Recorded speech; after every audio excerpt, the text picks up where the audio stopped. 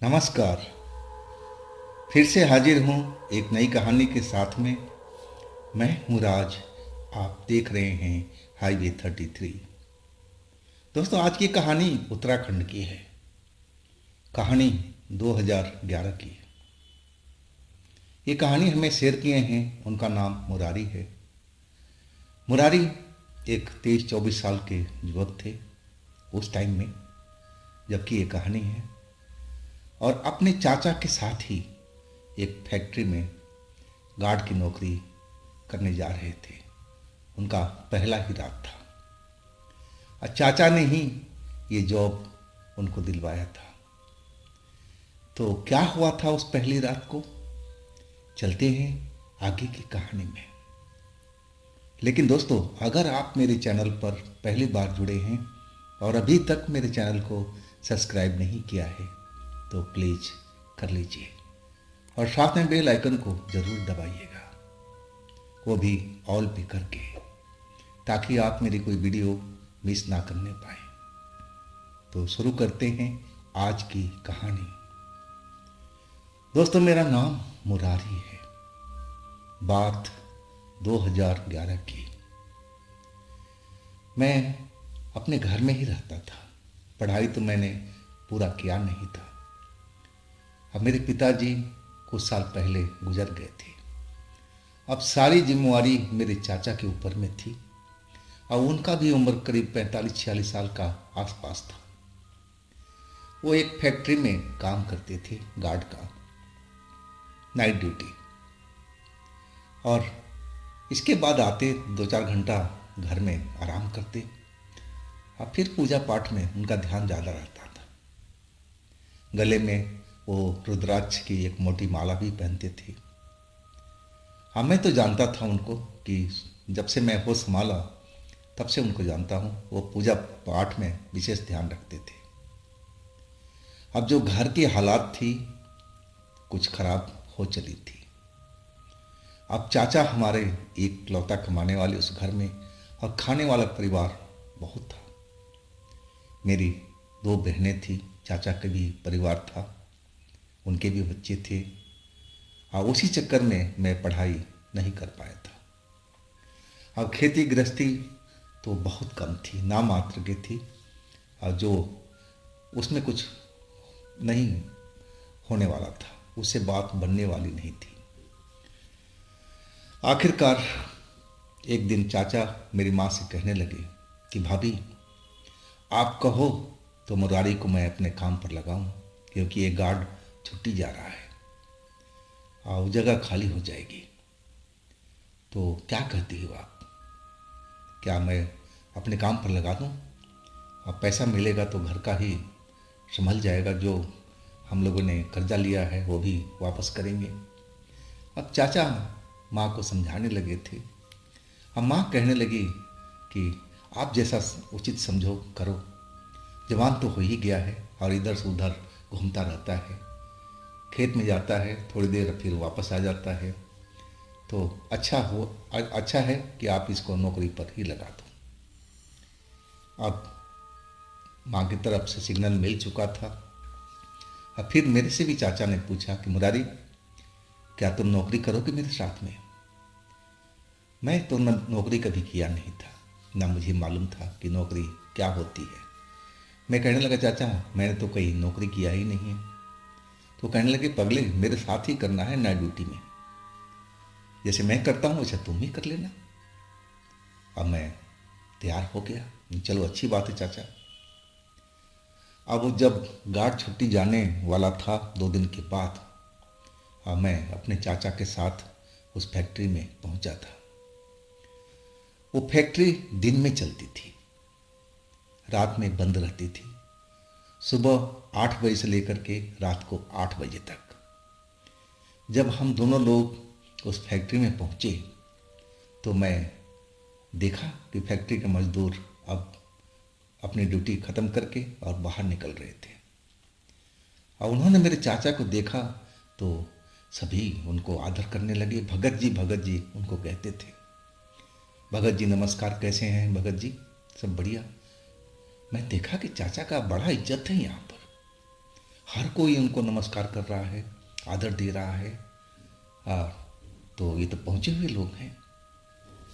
मैं देख करके सब हैरान था कि इतनी इज्जत तो हमारे घर में कोई चाचा का करता ही नहीं था जितनी इज्जत यहाँ पर था। अब सारे मजदूर तो चले गए थे, काम जो भी करने वाले थे लोग। दिन के गार्ड भी अब अपनी ड्यूटी ख़त्म कर लिए थे और हमारी ड्यूटी अब स्टार्ट हो गई थी। मैं तो थोड़ा मनचला था ही, इधर से उधर मैं घूमने वाला व्यक्ति था। अब चाचा हमें वो पूरी फैक्ट्री दिखाने लगे कि देखो बेटा, इधर में ये डिपार्टमेंट है, इधर ये है, इधर ये है। और तभी एक बाथरूम का लॉबी दिखाई दिया। अब फिर उसकी तरफ उंगली उठा के कहने लगे कि देखो, रात के टाइम में अकेले भूल करके भी इस एरिया में, बाथरूम वाले एरिया में मत आना अकेले। हाँ, मैं जब रहूँगा तब तो कोई बात नहीं है। जब इनकी बात सुना कि मत जाना इस एरिया में, जब मैं अकेले उस तरफ जाना चाहूँ, तो मुझे मन में थोड़ा खटका सा लगा। अब मैं कहने लगा, चाचा इस एरिया में क्या है, आप मना कर रहे हैं? वो चाचा कहने लगे थोड़ा गुस्से में कि जो मैंने कहा उसको सुना करो, अपने मन अपना ध्यान थोड़ा कम लगाया करो। जब मैं बोल रहा हूँ ना, उस बात को समझो। कोई विशेष बात है तभी तो मैं मना कर रहा हूँ ना। इस बाथरूम में कभी भूल कर भी मत जाना रात के टाइम में। अब फिर हम आ गए गेट पर। अब मैं उसी सोच में डूबा हुआ था कि आखिर चाचा क्यों मना किए हैं कि उस बाथरूम में मत जाना। क्या वहाँ पर विशेष कोई बात है क्या? अब मुझे मन में तो कई तरह की बात आ रही थी। अब मैं थोड़ा ऐसे ही था। मैं एक दो बार और चाचा से पूछा कि चाचा, आपने बताया कि उस जगह पर मत जाना बाथरूम साइड में, तो वहाँ कुछ विशेष बात है तो मुझे बताओ ना, ये कि मैं भी आपके साथ में हूँ। वो डांटने लगे, कहने लगे, मुरारी नहीं, मैं जो बोल रहा हूँ उतना सुना कर। इधर का बाथरूम है ना, ये बाथरूम इस्तेमाल कर लिया करो, लेकिन उधर मत जाना। गेट के साइड में एक बाथरूम बने हुए थे। और फिर जैसे चाचा कह रहे थे वैसे ही मुझे करना पड़ा। एक दिन बीत गया सही सलामत, 2 दिन बीत गया, पूरे सप्ताह दिन बिल्कुल नॉर्मल बीत चुका था। कोई दिक्कत, कोई परेशानी नहीं। अब मुझे भी अब उस काम में मज़ा आने लगा था। अब मैं रात को करीब 2 बजे के बाद 2-3 घंटा तो ज़रूर सोता था। चाचा कहते आते थे कि सो जा, मैं हूँ ना, मैं देख लूँगा। और चाचा सारी रात जागते रहते थे। जरा से भी कोई आवाज़ आती थी तो आवाज़ की तरफ भाग लेते थे कि कोई चोर, कोई बदमाश तो फैक्ट्री में नहीं घुसने की कोशिश कर रहा है। बड़े ही एक्टिव थे वो। और जो उनके मालिक थे फैक्ट्री के, चाचा के ऊपर में बहुत विश्वास करते थे। उसके मालिक, मैनेजर, वर्कर तो बिल्कुल भगत जी कहते थे। आखिरकार एक हफ्ता के आसपास हमें वहाँ पर काम करते हो गया था। और एक रात हम लोग जब खाना खा करके घर से निकले थे, अब एक ही खाना खाए थे हम और चाचा। ना जाने उस खाने में क्या दिक्कत थी, क्या परेशानी थी। अब चाचा का भी पेट खराब होने लगा और उसके बाद मेरा भी होने लगा। चाचा बाथरूम में जो गेट वाला था वहाँ पर चले गए। अब मैं इंतज़ार करता रहा कि चाचा निकले तो मैं भी जाऊँ, लेकिन चाचा कुछ ज़्यादा ही टाइम लगा रहे थे। अब रात के करीब 12:30 बज रहा था। मुझसे बर्दाश्त नहीं हो रहा था, पेट में दर्द भी हो रहा था। अब मैं सोचा कि क्यों ना उसी बाथरूम में चलते हैं। अब मैं चाचा की बात को ना मानते हुए और उसी बाथरूम, उसी एरिया में पहुंच गया था। लॉबी में गया तो लाइट तो जली रही थी, उजाला हर तरफ था। बाथरूम का दरवाज़ा बंद था और मैं एक बाथरूम में फटाफट जा करके घुस गया, अंदर से दरवाज़ा बंद करके। अब मैं फारिग होने लगा। अब पेट में मरोड़ तो उठ रही थी, टाइम तो लगता ही है। अब ना जाने में क्या चीज़ हम लोग घर से खा के आए थे जिसमें कुछ गड़बड़ थी, और वैसे ही हो रहा था। जब मैं फारिग हो गया तो अब मैं दरवाज़ा खोलना चाहा तो दरवाज़ा तो बिल्कुल खोल ही नहीं रहा था, जैसे लग रहा था कि बाहर से किसी ने कुंडी लगा दिया। अब मैं दरवाज़ा ठोकने लगा कि चाचा चाचा, क्या तुम हो? तुमने दरवाज़ा बंद किया? लेकिन आवाज़ चाचा की नहीं आई। मैं 2-4 बार ऐसे ही ठोकता रहा दरवाजे को, चाचा चाचा दरवाज़ा खोल दो, दरवाज़ा खोल दो। लेकिन दरवाज़ा नहीं खुला, ना मेरी चाचा की आवाज़ आई। अब मैं सोच में पड़ गया कि आखिर ये दरवाज़ा अपने आप बाहर से कैसे बंद हो गया? क्या हुआ है दरवाजे के साथ में? कहीं दरवाज़ा फंस तो नहीं गया? अब मैं एक तरह से घबरा सा गया था। चाचा चाचा जोर जोर से आवाज़ लगा रहा था, लेकिन चाचा की आवाज़ मुझे सुनाई नहीं दे रही थी, क्योंकि थोड़ी दूरी लंबी थी। अब फिर ये एक हंसी सुनाई देने लगी, एक औरत एक लड़की की। अब वो हंसी पहले धीरे धीरे, अब फिर तेज तेज हंसी मुझे कानों में सुनाई पड़ने लगी। जैसे लग रहा था कि बाथरूम के गेट पर कोई लड़की, कोई औरत खड़ी है और वो उसी ने शायद ये दरवाज़ा बाहर से बंद कर दिया है। मैं अभी तक समझ नहीं पा रहा था कि जो हंसी मैं सुन रहा हूँ ये कोई आम हंसी नहीं है, ये हंसी कुछ और है। लेकिन मैं गुस्से में कहने लगा, अरे कौन है लड़की बाहर में? दरवाज़ा खोलो, दरवाज़ा खोलो, तुमने क्यों दरवाज़ा बंद किया? चाचा चाचा जल्दी आओ, देखो एक लड़की ने दरवाज़ा बंद कर दिया है। मुझे आभास तक नहीं था कि जिस लड़की के बारे में मैं बोल रहा हूँ वो कोई आम लड़की नहीं है, वो एक आत्मा है, शैतानी आत्मा। अब वो जो लड़की हंस रही थी, अब उसकी हंसी रुक गई। अब फिर वो दरवाज़ा जो बंद था वो झटके से खुल गया। अब मैं जब सामने देखा तो करीब एक 25 या 30 साल की लड़की सामने में खड़ी दिखाई दी। बिल्कुल सफ़ेद कपड़ा था उसका, कपड़ा बिल्कुल वो जो लाइट जल रही थी उसमें जगमग जगमग कर रहा था, झिलमिला रहा था। और उसका चेहरा देखने में एक आम लड़की की तरह दिख रहा था। कहीं से भी नहीं लग रही थी कि कोई आत्मा है, कोई चुड़ैल है, कोई और चीज़ है। खुले बाल थे उसके और लंबे लंबे थे।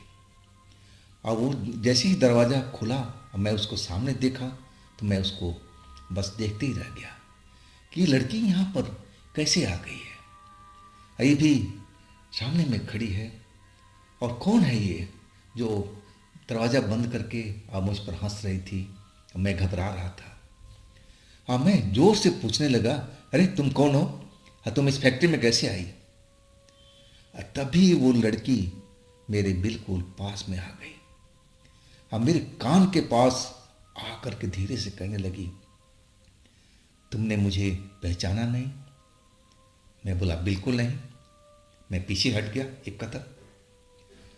वो फिर एक कदम आगे आ गई। अब मेरे कान के पास आकर फिर बोलती है कि मैं एक आत्मा हूँ।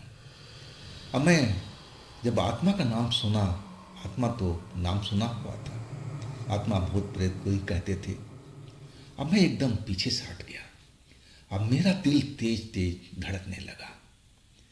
मैं कहने लगा उस लड़की से कि आप मुझे जाने दो यहाँ से, आप मेरे सामने में क्यों हो? अब जो डर था मेरे चेहरे पर साफ दिख रहा था। लेकिन वो लड़की ने मुझे जाने नहीं दे रही थी, वो रास्ता मेरे रोक के खड़ी थी। मैं जिधर भी जाने की कोशिश करता वो उधर ही आके खड़ी हो जाती। मैं उसको बार बार बोल रहा था कि आप मुझे जाने दो, मैं गेट पर जा रहा हूँ, वहाँ पर गेट पर कोई नहीं है, शायद चाचा भी बाथरूम में है। लेकिन वो लड़की ना जाने क्यों मेरी रास्ता रोक के खड़ी थी, वो जाने ही नहीं दे रही थी। जिधर मैं पलटता इधर से उधर होने की कोशिश करता और फिर वो मेरे सामने आकर खड़ी हो जाती। उसका इरादा क्या था, वो मेरे साथ में क्या खेल खेल रही थी। और तभी मुझे एक मौका मिला और मैं वहाँ से भाग निकला। कुछ ही कदम मैं दौड़ा था और तभी उसने मेरा पैर पकड़ लिया।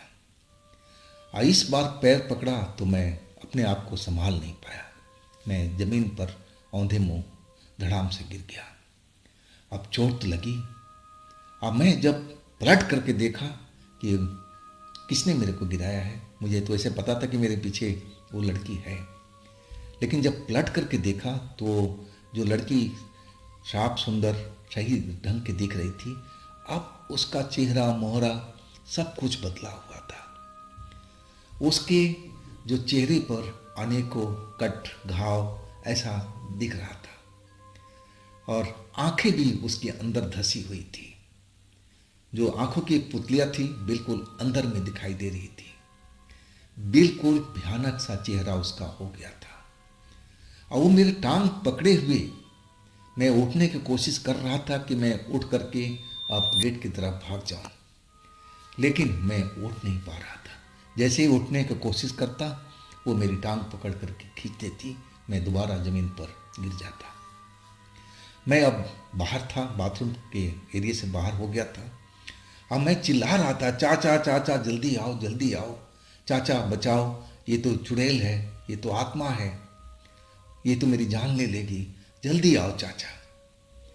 अब वो लड़की जो चुड़ैल बन चुकी थी, अब वो मेरा टांग तो छोड़ करके अब मेरे सीने पर सवार हो गई। उसके जो दांत थे अब बाहर निकल आए थे। बड़ी भयानक शक्ल उसकी हो गई थी। उसका इरादा मुझे मारने का ही था और वो अपना जो चेहरा था, लंबे दांत थे, अब मेरे गले की तरफ बढ़ा दिया था। अजीब ढंग से वो हाँफ रही थी, सांसों की आवाज़ घरघराहट सी आ रही थी और वो जैसे ही अपना चेहरा मेरे गले के ऊपर में किया और उसी टाइम मेरे चाचा की आवाज़ सुनाई दी, भाग जा इसको छोड़ दे, भाग जा यहाँ से, भाग जा। और वो लड़की जो चुड़ैल बनी हुई थी और वो मेरा ऊपर से हट गई, पीछे जा कर के खड़ी हो गई। मैं ज़मीन पर गिरा हुआ डर के मारे कांप रहा था। मैं तो समझ लिया था कि अगर चाचा नहीं आएंगे तो मेरा काम तो ख़त्म है, लेकिन चाचा ने मेरी शायद आवाज़ सुन लिया था और दौड़ते हुए गेट से अब यहाँ तक पहुँच गए थे। अब जो माला गले में पहने हुए थे, रुद्राक्ष वाला मोटा माला, वो गले में से निकाल लिए थे और उस माले को अब हाथ में रख करके आगे कर लिया था। कुछ वो मंत्र जैसा भी पढ़ रहे थे और लगातार वो उस लड़की को बोल रहे थे जो चुड़ैल बनी हुई थी कि तू भाग जा यहाँ से, तू यहाँ पर नज़र मत आ। मुझे कह रहे थे कि मुरारी बेटा जल्दी से उठ और गेट की तरफ दौड़ जा, बेटा जल्दी से उठ, गेट की तरफ दौड़ जा, नहीं तो ये चुड़ैल को मैं ज़्यादा देर रोक नहीं पाऊँगा, जल्दी उठ बेटा, जल्दी उठ। जब मैं चाचा की ये बात सुना तो मैं तो खौफ में था ही, लेकिन अब मैं उठा जैसे तैसे और फिर वहाँ से मुड़ करके नहीं देखा। सीधा मैं गेट पर आ गया था। एक कुर्सी पर बैठ करके लंबी लंबी सांस लेने लगा था। चाचा अभी तक नहीं आए थे। उस चुड़ैल के साथ न जाने क्या कर रहे थे। क्या वो चुड़ैल कहीं चाचा को भी नुकसान पहुंचाने की तो कोशिश नहीं कर रही थी। लेकिन कुछ ही देर के बाद अब चाचा आते हुए दिखे, तब मेरी जान में जान आई थी। आते ही चाचा मेरे गाल पर 2 झप्पड़ लगा दिए। कहने लगे, मुरारी तेरे को मना किया था ना कि तुम उस बाथरूम में मत जाना, लेकिन तूने मेरी बात नहीं माना। गुस्सा बहुत हुए थे। गलती तो मेरी भी थी। गलती क्या थी? मेरी मजबूरी थी। पेट खराब था, चाचा का भी मेरा भी, तो ये तो होना ही था। अब मैं उस गलती को मान गया था। चाचा से कहने लगा, चाचा गलती हो गई, लेकिन मैं अपने आप को संभाल नहीं पाया था। पेट में मरोड़ उठ रहे थे और मैं बर्दाश्त नहीं कर पा रहा था। तभी मैं उस बाथरूम की तरफ गया, चाचा मुझे माफ़ कर दो, आगे से ये गलती कभी नहीं होगी। अब जैसे तैसे रात गुजरी। चाचा भी एक साइड में थे, वो मेरे से बात नहीं कर रहे थे, नाराज थे। अब मैं कुर्सी पर बैठा उसी चुड़ैल के बारे में सोच रहा था कि कौन है चुड़ैल, क्यों इस बाथरूम के एरिया में कब्जा करके बैठी हुई है। अगर उस रात को चाचा मेरे पास नहीं आते तो मैं तो बच ही नहीं पाता। अब फिर सुबह हुई, ड्यूटी बदली, हम दोनों घर की तरफ गए। अब जाते ही हम थके हुए थे, रात भर जगे हुए थे और खाट पर गिर गए। दोपहर के बाद में मेरी नींद खुली। अब मैं अपनी माँ से सारी घटना बताने लगा कि माँ ऐसे ऐसे हुआ था। अब माँ बिल्कुल डर गई थी और चाचा के पास पहुँच गई जो अभी अभी नींद से जगे थे। वो कहने लगी कि देखो, आप मेरे लड़के को मत ले जाओ ऐसी जगह पर। लेकिन चाचा मम्मी को समझाने लगे कि देखो भाभी, मैंने इसको मना किया था कि उस बाथरूम की तरफ मत जाना, ना इसको यूज़ करना है, लेकिन ये मेरी बात नहीं माना। तभी इसके साथ में घटना हुई। मैं भी तो वहाँ काम करता हूँ सालों से। आप, मुझे पता है कि मुझे उस एरिया में नहीं जाना चाहिए रात में, तो क्यों जाऊँगा। मालिकों को ऊपर मेरे ऊपर विश्वास है, सब मुझे इज्जत करते हैं। खुद पूछ लो मुरारी से मेरी क्या पोजीशन है वहाँ पर। ऐसी कोई बात नहीं होगी। अगर मुरारी उस जगह पर नहीं जाता तो ऐसी बात ही नहीं होती। लेकिन माँ बिल्कुल डरी हुई थी। वो साफ मना कर दिया माँ कि नहीं, मुरारी आपके साथ नहीं जाएगा, इसको काम ही लगवाना है ना, कहीं अच्छी जगह पर लगवा दो, दिन में लगवा दो, कर लेगा। इसके बाद मैं उस ड्यूटी पर नहीं गया। चाचा थोड़ा सा मेहनत ज़रूर किए, अब मुझे कहीं और पर काम लगवा दिया था, वो भी दिन के टाइम में। तो दोस्तों, ये थी आज की कहानी मुरारी जी का। अगर आपके पास भी ऐसी कोई घटना है तो आप मुझे इंस्टाग्राम पर या मेरे व्हाट्सएप नंबर पर शेयर कर सकते हैं। और दोस्तों, ये भी आप ही का चैनल है, तो इसको भी तो अपना प्यार दीजिए, लाइक कीजिए, सब्सक्राइब कीजिए, शेयर कीजिए। अब फिर हम मिलते हैं एक नई घटना में, एक नई कहानी में। आप लोग अपना ख्याल रखिएगा। नमस्कार।